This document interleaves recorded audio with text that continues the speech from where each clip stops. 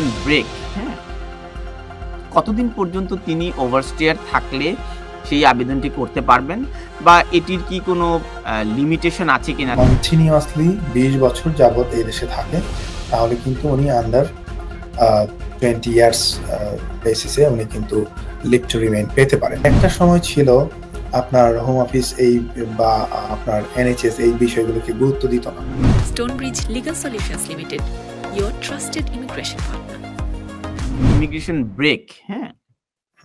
কতদিন পর্যন্ত তিনি ওভারস্টেয়ার থাকলে সেই আবেদনটি করতে পারবেন বা এটির কি কোনো লিমিটেশন আছে কিনা যে তুমি 6 মাস তোমার ওভারস্টেয়ার হয়ে গেছে, তুমি আর এখন আবেদন করতে পারবে না, তুমি এখন হিউম্যান রাইটস গ্রাউন্ডে যেতে পারবে না অথবা মেডিকেল গ্রাউন্ডে যেতে পারবে না, তাহলে তোমার তুমি তো 6 মাস বা 2 বছর আগে তোমার ভিসা এক্সপায়ার্ড হয়ে গেছে, এতদিন তুমি কি করেছো? তার মানে ব্যাপারটা হচ্ছে যে আমাদের বর্তমানে ইমিগ্রেশন রুলের মধ্যে যেই বিষয়টা রয়েছে সেটা হচ্ছে যে কেউ যদি 20 ইয়ার্স ধরে কন্টিনিউয়াসলি 20 বছর যাবত এই দেশে থাকে তাহলে কিন্তু উনি আন্ডার 20 ইয়ার্স বেসিসে উনি কিন্তু লিভ টু রিমেইন পেতে পারেন।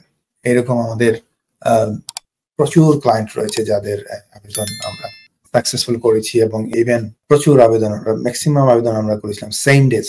অনেকে বলে যে যারা অবহিত তাদের জন্য বা যারা ওভারস্টেয়ার বা 20 ইয়ার্স ধরে আনডকুমেন্টেড আছেন তাদের অ্যাপ্লিকেশন করা যায় না, বাট এটা কিন্তু ট্রু না। আমরা প্রচুর আবেদন করেছি 20 ইয়ার্সের আবেদন যারা 20 বছর ধরে কন্টিনিউয়াসলি আছেন।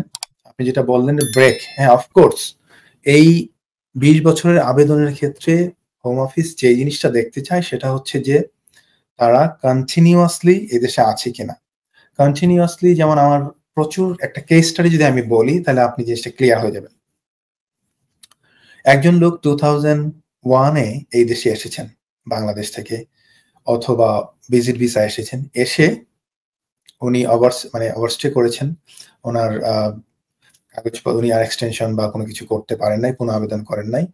তারপর 2007-এর দিকে উনি আবারও বিকল্প কোনো পন্থায় উনি চলে যান হচ্ছে ফ্রান্সে গিয়ে ওখানে 3-4 বছর থেকে উনি আবার চলে আসেন ইউকেতে আবার অবৈধ পন্থায়, যেহেতু ওনার ভ্যালিড ভিসা নাই অবভিয়াসলি কোনো লরি বা কোনো সামহাউ ডিফারেন্ট কোনো ইয়েতে।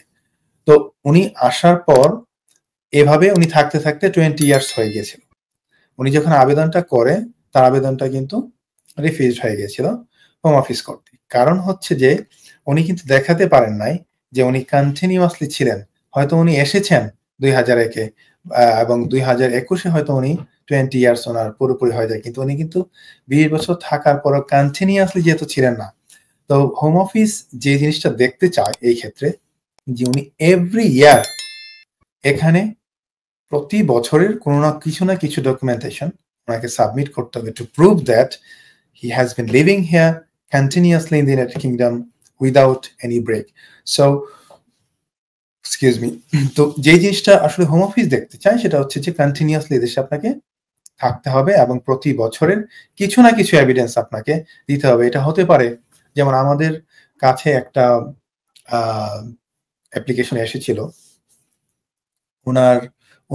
উনি ছিল 20 ইয়ার্স, কিন্তু দেখা গেছে যে উনি আসছে 2003-তে, তো 2023-তে কিন্তু উনি আবেদন করতে পারেন 20 বছরের ক্যাটাগরিতে।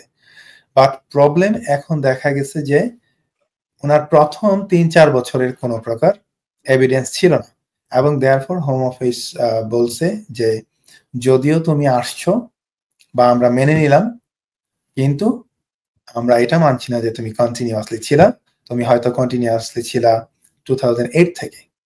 তো অনেক সময় দেখা গেছে যে তাদের বিষয়গুলিকে খুব সূক্ষ্মভাবে চিন্তা করতে, বিশ্লেষণ করতে হয়। কারণ হচ্ছে দেখা যায় কি এখানে আপনি অনেকভাবে প্রুফ করতে পারেন যে আপনি এই দেশে কন্টিনিউয়াসলি ছিলেন।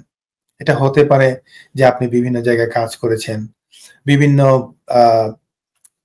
মস্কে আপনি রেগুলার নামাজ পড়েছেন, বিভিন্ন জায়গায় আপনি শপিং করেছেন, বিভিন্ন জায়গায় আপনি ডাক্তার দেখেছেন। যেমন স্পেশালি যারা জিপিতে রেজিস্টার থাকে তাদের যদি আপনার ফুল 20 ইয়ার্সের বা যতদিন থেকে উনি জিপিতে রেজিস্টার্ড, সেখান থেকে যদি রেকর্ড আনা যায় এবং যদি দেখা যায় যে উনি কন্টিনিউয়াসলি ডাক্তার দেখিয়েছেন, সেভাবে কিন্তু প্রুফ করা যেতে পারে। আবার অন দ্য আদার হ্যান্ড আমরা দেখেছি লাইক তারা যদি কোনো বিজনেস, তাদের যদি কোনো প্রকার ব্যাংক অ্যাকাউন্ট থেকে থাকে, সেখানে যদি ট্রানজাকশন থাকে বা উনি যদি শপিং করে থাকেন, তাহলে দেখানো যায় যে উনি রেগুলার এখানে আছেন এবং ছিলেন।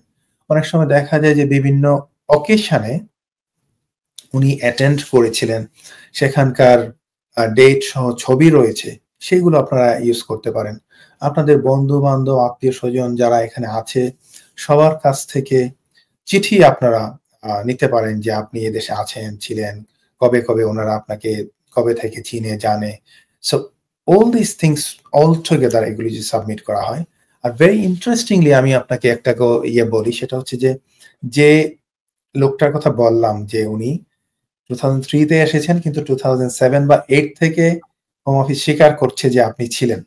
তার মানে এই যে প্রথম 4-5 বছর উনি জিপিও করেন নাই, অন্য কোনো কিছুতে ইনভলভমেন্ট পাওয়া যাচ্ছিল না।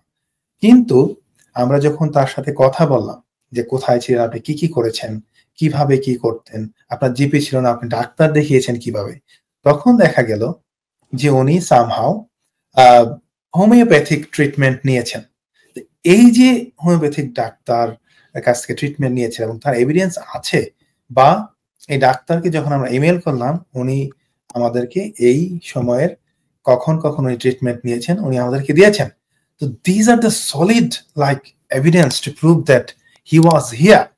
এবং যখন আমরা এই জিনিসটা সাবমিট করলাম, আপনার কোর্ট কিন্তু সরাসরি এটাকে আপনার even without going to the hearing এটাকে কিন্তু অ্যাকসেপ্ট করে ফেলেছে। সো এটা কিন্তু একটা বিরাট একটা ইয়ে। তো এখানে আরেকটা বিষয় আমি সম্পূরক জানতে চাই, এটা অনেকে জানতে চান। তো একজন ডকুমেন্ট থাকে না বা আনডকুমেন্টেড কেউ, সে তো জিপিতে তার রেজিস্ট্রেশনই কি নেবে? জিপি কি আনডকুমেন্টেড কারোর রেজিস্ট্রেশন নেয়?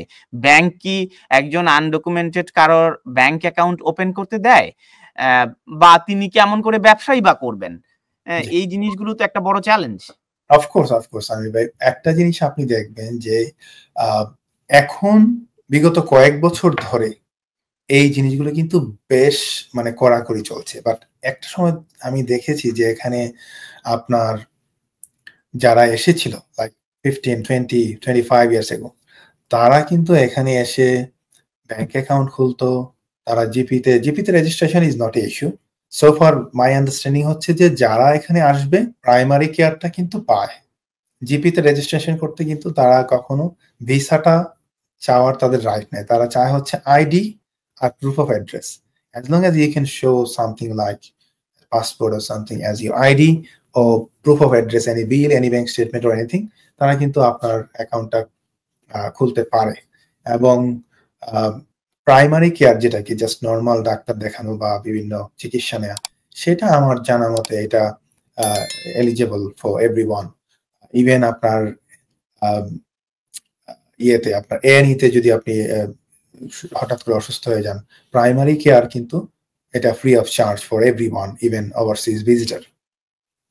কিন্তু যারা সেকেন্ডারি কেয়ার নিতে যাবে, সেকেন্ডারি কেয়ারের মধ্যে পড়ে হচ্ছে যেমন ধরুন আপনার কেউ কোনো প্রকার ট্রিটমেন্ট নেবে, স্পেশালি লাইক কোনো প্রকার সার্জারি করতে হবে, কোনো প্রকার হসপিটালে থাকতে হবে কিছুদিন ট্রিটমেন্ট নেওয়ার জন্য, বা কোনো টেস্ট করতে হবে, এই স্পেসিফিক জিনিসগুলোর জন্য কিন্তু যারা এখন চার্জ করে।